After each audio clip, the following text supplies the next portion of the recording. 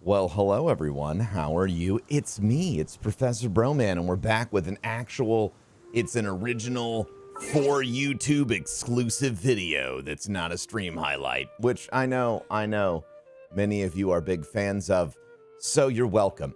Anyway, today we're going to talk about this brand new game that has just come out. It's called Genshin Impact.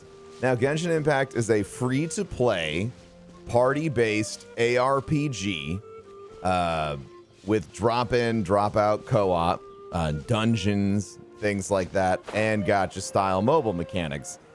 It is also available to play literally everywhere but Xbox. And it's cross-play when it comes to PC and mobile. So we're just gonna, I just want you to take a nice look at the beautiful field in front of us. Okay, it's gorgeous, but it would be really cool, like if I had to go take like a dump really quick, and I needed to finish this quest because it was timed or something. If I could just take my phone with me, that would be awesome. So like we got our little Genshin Impact here loading up on my phone. Okay, and we're just loading into the game. Got the NVIDIA green screen guy trying to screw with it. But I'm just going to start my game up here on my phone. Right? And before you know it, we'll be in the same place, but on a different platform. Obviously, this is a big seller for me. The fact that I can be in game and then I can easily open up my phone, take this game with me anywhere I want to go.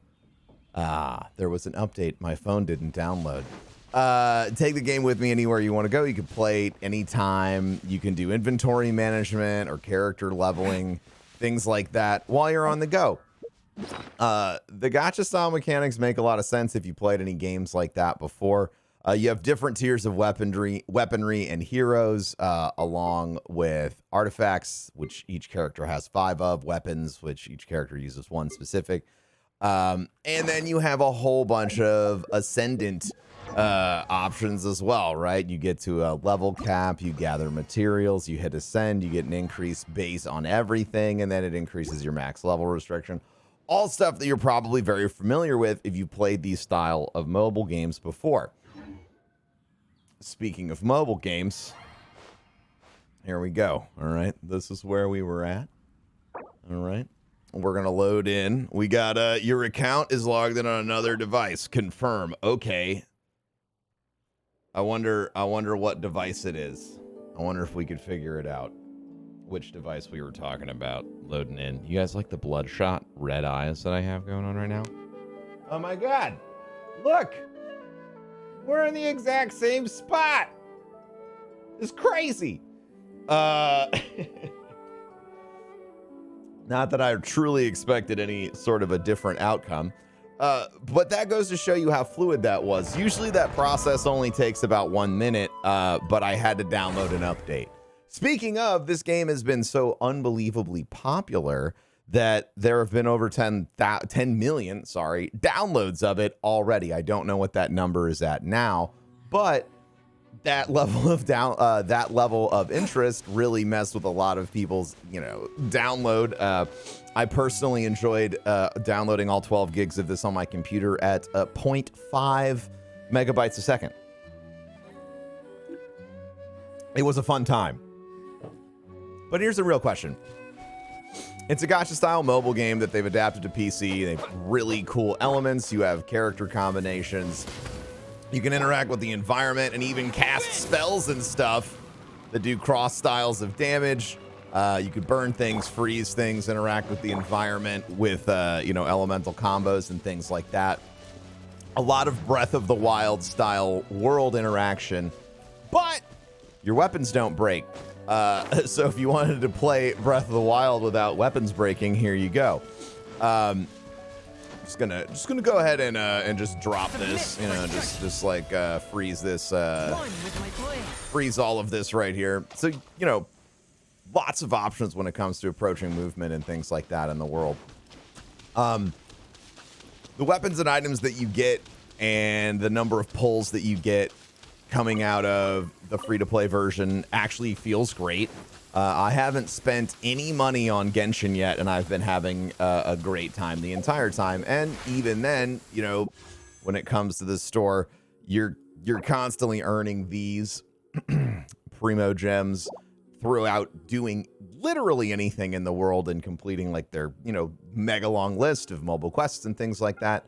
And then you have a really traditional storefront here where you can wish for things, and all of the items are, you know, disclosed as to the chances that you're going to get and things like that. If you want to whale out and spend a shit ton of money on this game, you absolutely can. But that is not going to help you circumvent your adventure level, which is sort of a gate on how quickly you can progress through the content. You might end up with some stupid strong characters after whaling out and spending a few $100s, but it isn't going to give you some sort of incredibly distinct long-term advantage when it comes to story progression and dungeon crawling and, you know, anything like that I've seen so far. And even if it is an advantage, it's just a sped up advantage, which is usually how gacha games work. You want this now? You got to pay, or you can wait. The folks at Genshin Impact absolutely nailed that.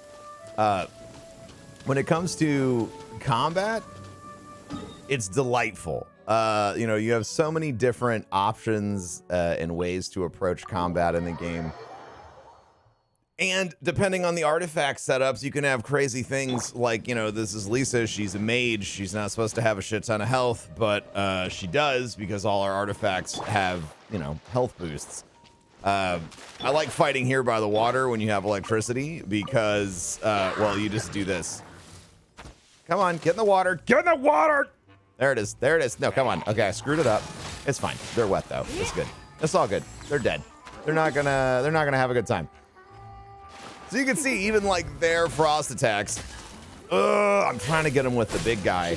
There you go. Even their frost attacks interact with the environment. Oh, I killed all those fish.